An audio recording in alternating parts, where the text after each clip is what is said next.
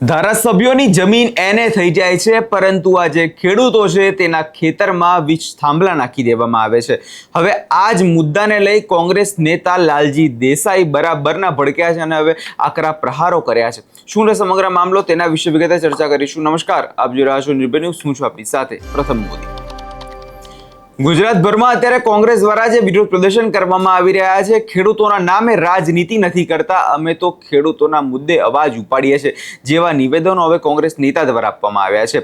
જે પ્રકારે કોંગ્રેસને અત્યારે દ્વારકાથી જે પહોંચવાના છે અને આખી જે પદયાત્રા જે છે કાઢવામાં આવી છે, તેવામાં હવે કોંગ્રેસના લાલજી દેસાઈ ધારાસભ્ય પ્રકાશ વરમોરા પર બરાબરના ભડક્યા છે કે જે એમણે પોતાની જમીન જે છે એને કરાવી લીધી હતી અને એ જે ખેડૂતો છે એ પોતાની જમીન ઉપર ત્યાં વીજ થાંભલાઓ નાખવામાં આવી રહ્યા છે.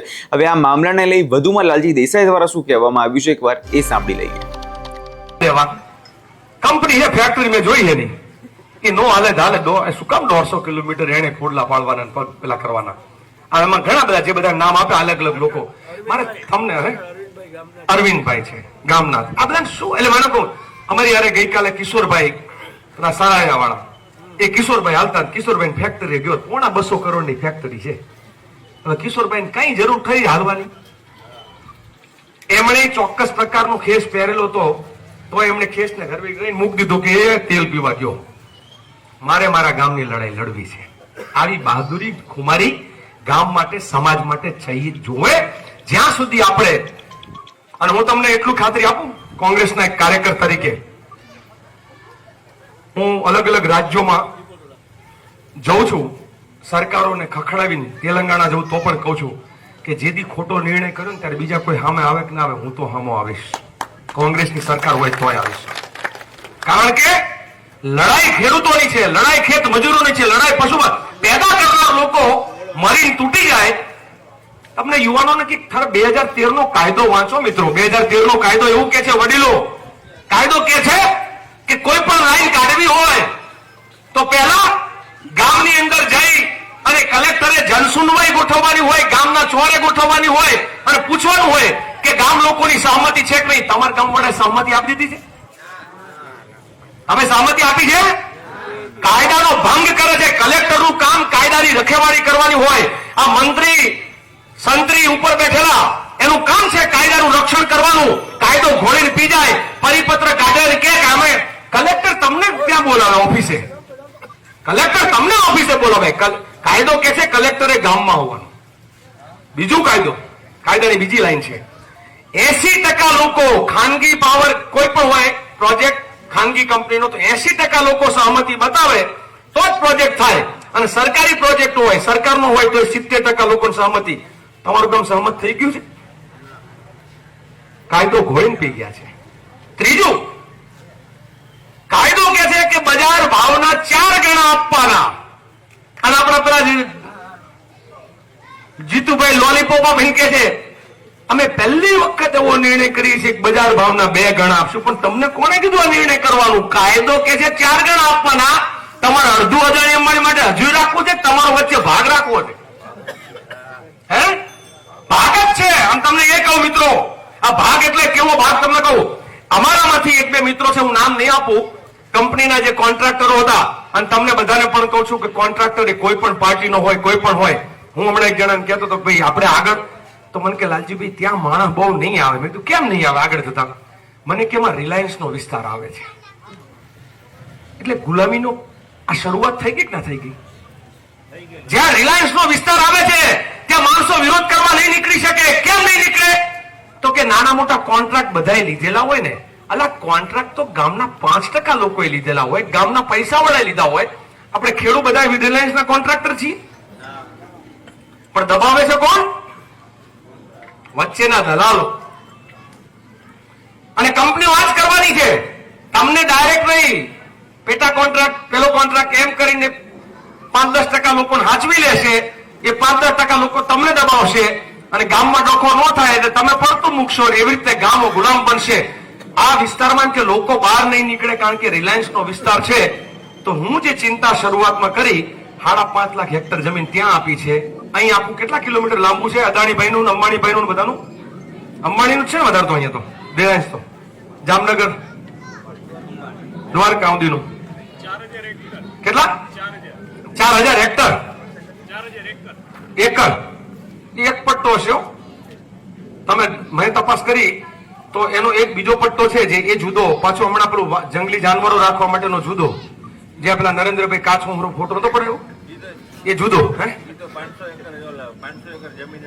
એ 500 એકર ખરાબામાં કરી એ બધું ઠીક છે પણ આ આટલો પટ્ટો છે નાનો તો એમ કે અહીંયા લોકો બીવે આખા ગુજરાતમાં આવી 5-5 લાખ હેક્ટર જમીન જયારે લેવાનું શરૂ કરશે એ ગામડાઓમાં કાલ ઉઠીને બધા 2-3 જણા ટાટા ને અંબાણી ને અદાણી એવા 4-5 જણા ભેગા થઈને કે હવે આપણી પાસે જમીનનો જથ્થો પૂરતો છે, ગામડા આપણા કાબુમાં છે અને એમ કે હવે અહીંથી તમારે કોઈ નીકળવું હોય તો અમારો પરવાનો લેવો પડશે તો આપણી દશા શું થશે? રિલાયન્સમાં થયું છે અંદર જેના ખેતર હતા ને એ વંડીઓ કરી દીધી, દીવાલ બંધ કરી દીધી, અંદર ખેતરમાં જવાનું વંડીઓ થઈ ગઈ છે. એટલે હું તમને ચેતવવા આવ્યો છું, તમારે એમ લાગતું હોય. બીજું આમાં કઈ જરૂરી નથી પાલભાઈ, કઈ જરૂર નથી લડવું જવું, કઈ જરૂર નથી. જેને એમ હોય સરકાર માય બાપ છે, ધારાસભ્યો આપણે બહુ સરસ સાચવે છે, ચૂંટણી આવે ત્યારે દારૂની કોથળીઓનું ગોઠવાઈ જાય છે, ચૂંટણી આવે ત્યારે કોર્ટને પડીકા પહોંચી જાય છે, ચૂંટણીઓ આવે ત્યારે કુટુંબવાર પૈસા વેચાઈ જાય છે. આપણે ક્યાં મોઢું ખોલવું તો ન ખોલતા અને આવનાર પેઢીઓના હાથબરમાંથી નામ કઢાવી નાખવા માટે તમે પોતે જવાબદાર બનજો. બાકી જે લડવું હોય એના સાથ આપવા અમે તૈયાર છીએ. લગાતાર તમારી સાથે લડવા માટે આ ભારત માતાની લડાઈ છે, આ ધરતી માતાની લડાઈ છે, આ જગતના તાતની લડાઈ છે, આ આપણી આઝાદીની લડાઈ છે. અને આપણે નહીં લડીએ તો બહારથી ભાડેથી કોઈ ભાડે લડાઈ લડવા આવે નહીં. એ તો ખીલાના જોડે જ બાકી જે છે ભેંસ કૂદે એમ તમારામાં તાકાત હોય, તમે લડવા તૈયાર હોય તો પાલભાઈ આવશે, તો લાલજીભાઈ આવશે, તો મહેશભાઈ આવશે, તો મનોજભાઈ આવશે, તો તમારી સાથે કોઈક ને કોઈક આવશે. બાકી તમારે ન લડવું હોય તો કોઈ ઉછીનું લેવા બહુ સામેથી આવશે નહીં. એટલે માટે કહીએ છીએ. મારે તમને પૂછું, આ ગામ કેટલા વર્ષ જૂનું? છેલ્લી વાત પૂછીને મારી વાત પૂરી કરું. ગામ કેટલું જૂનું? ગામનો ઇતિહાસ ખબર છે કે નહીં? કે એ ઇતિહાસ એ ધરબી દીધો છે આજકાલ? જવા આવો, મને મારા ગામનો ઇતિહાસ ખબર હોવો જોઈએ. જે પોતાનો ઇતિહાસ ભૂલી જાય છે ને એનું ભવિષ્ય નથી લખી શકતા. એટલે ગામનો ઇતિહાસ જાણજો, ગઈઢાઓને પૂછજો. પહેલું તોરણ બાંધ્યું હશે તો કદાચ 500-700 વર્ષ પહેલા કે 1000 વર્ષ પહેલા, મને ખબર નથી કેટલું જૂનું હશે. ત્યારે ગાંધીનગરમાં સરકાર હતી, તમારું ગામ બન્યું ત્યારે? હે હતી? દિલ્હીમાં સરકાર હતી? અલા કોઈની સરકારો જયારે નહોતી, કોઈ રજવાડા નહોતા, કોઈ અંગ્રેજો નહોતા ને ત્યારે આપણા વડવાઓએ ગામડાઓ વસાવેલા છે. એટલે સરકાર હતી એટલે આપણે અહીંયા છીએ એવું નહીં, આપણે અહીંયા છીએ ને એટલે ત્યાં સરકાર છે.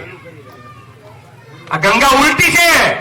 એ લોકો એવું માને છે કે એમના લીધે આપણે છીએ, એવું નથી. આપણા લીધે એ છે અને તાગડ ધીંગા કરે છે અને એને કહેવાની જરૂર છે. કોઈ કલેક્ટરે જયારે કહ્યું મોરબીમાં કે હું તલાટી નથી, કલેક્ટર છું, તમને ખબર હોવું જોઈએ, ત્યારે કલેક્ટર જવાબ નતો આપતો અમારા જીતુભાઈને, જબલપુર વાળાને. ત્યારે અમે કલેક્ટરના મોઢે ઝાપટીને ત્યાં જ ભાષણ કરીને કીધું કે અમને ખબર છે કે તું તલાટી નથી, તું કલેક્ટર છો. તલાટીને હપ્તો નાનો મળે છે ને તને હપ્તો મોટો મળે છે. અને અમને ખબર છે કે તું મોટા હપ્તા ખાય છે એટલું જ નહીં, પણ તને જે કાયદેસરનો પગાર મળે છે ને એ કાયદેસરનો પગાર એ અમારા એક જણના પરસેવાની કમાણીમાંથી, ટેક્સની ચૂકવણીમાંથી અમે જે સરકારોને જીએસટી બીએસટી બધું આપીએ છીએ એમાંથી તારો પગાર થાય છે. તું અમને નથી ખવડાવતો, અમે તને ખવડાવીએ છીએ.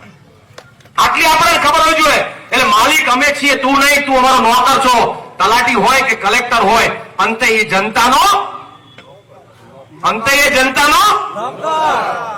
ધારાસભ્ય તમારો પગાર ખાય છે, તમે ધારાસભ્યનો પગાર ખાતા નથી. મંત્રી તમારા પૈસેથી ડીઝલ ને પેટ્રોલ ભરાવે છે, તમે તમારા ટ્રેક્ટરનું ડીઝલ મંત્રી ભરાવતો નથી. એટલે એ આપણો બોસ ને માલિક અને આપણે એના નોકર કે માજી સરકાર માય બાપ એ વાતમાંથી બહાર નીકળી અને આ લડાઈ લડવા માટે તમે સૌ તૈયાર થાઓ એવી આશા અપેક્ષા સાથે 3 નારાઓ, જે મને ગમતા નારામાં એક નારો એ છે, અને મેં તમારે ગામનું કીધું કે ગામ આપણા વડવાઓએ વસાયેલું છે, કોઈ સરકારોએ વસાવેલું નથી. અને જયારે સરકારો નહોતી તોય આ જમીન હતી, તોય આ ખેતરો હતા. આપણા વડવાઓએ રાત દાડો એક કર્યો છે ને ત્યારે ખેતરોને આવા તૈયાર કર્યા છે. એની ઉપર અદાણી અંબાણી ગાંધીનગરમાં બેઠેલા અધિકારીઓ નક્કી કરી નાખે અહીં થાંભલો નીકળશે અને આપણી બેન દીકરીઓને ઢહડીને પોલીસ લઈ જાય અને થાંભલા નખાઈને આપણે લોકો ચૂપચાપ મરદાલની જેમ, કાયરની જેમ બેસી રહીએ તો આપણી જિંદગીમાં ધૂળ પડી છે. અને એટલા માટે જે કહેવું છે કે ગામની જમીન ગામની નહીં, સરકારના બાપની. જરા નારો જોરથી જરા, અને હું જોઈશ કે આ ખરેખર તમે સરકારની સમજતા હોય ન બોલતા હો નારો. અને તમને લાગતું હોય કે ગામની જમીન ગામની, તો જોરદાર બોલજો, ગામની જમીન ગામની.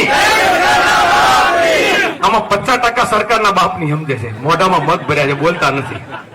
અને જેના 50% ગામ અવરું હોય એ ગામની જમીન ન બચે. એક વખત બધા ગામની જમીન ગામની નહીં, સરકારના બાપની, ગામની જમીન ગામની નહીં, અંબાણીના બાપની, આવું બોલવાની તાકાત હોય, જેને બીક ન લાગતી હોય બોલજો, ને જેને બીક લાગતી હોય મૂંગા રહેજો. ગામની જમીન ગામની, ગામની જમીન ગામની. અદાણી અંબાણી કે સરકારના બાપની જમીન નથી, આપણા પૂર્વજોએ આપણને આપેલી જમીન છે. એટલે આવનાર પેઢીઓને આપીને આપણે જઈએ, એ પ્રકારની આ લડાઈ છે. આ લડાઈમાં પાલભાઈ જોડાવા માટેનું કહેતા હતા. કાલ તમારામાંથી જેને એમ લાગે કે આ યજ્ઞ જે છે, આ તપ છે, આ એક જાત્રા છે, અને એના માટે મારે પણ 5 ડગલા સાથે ચાલવું જોઈએ, સવારે આવજો.